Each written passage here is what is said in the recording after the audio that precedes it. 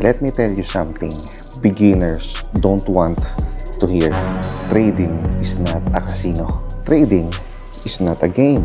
Trading is not your quick escape. Kung gusto mo talagang lumago, kailangan mo itrato ang trading mo as if nagpapatakbo ka ng sarili mong negosyo. Kasi kapag ang mindset mo ay about business, iba ka magdesisyon. Hindi ka basta-basta pumapasok sa isang trade dahil lang excited ka.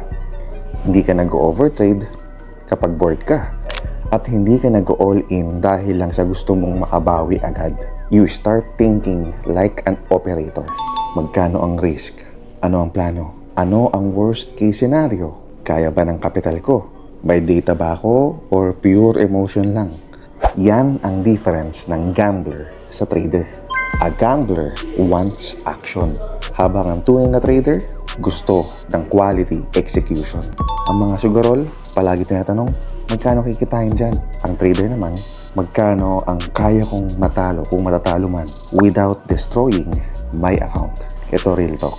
Maraming trader, hindi naman sila natalo dahil sa pangit ng strategy. Natalo sila dahil wala silang business mindset. Your account is your business capital. Your strategy is your operating system. Your journal is your report. And your discipline is your management. Kaya kung gusto mong seryosohin ka ng market, seryosohin mo muna yung sarili mo. The suit doesn't make you successful. The mindset does. Sa trading, hindi porma magpapayaman. Sistema, disiplina, at respeto sa risk.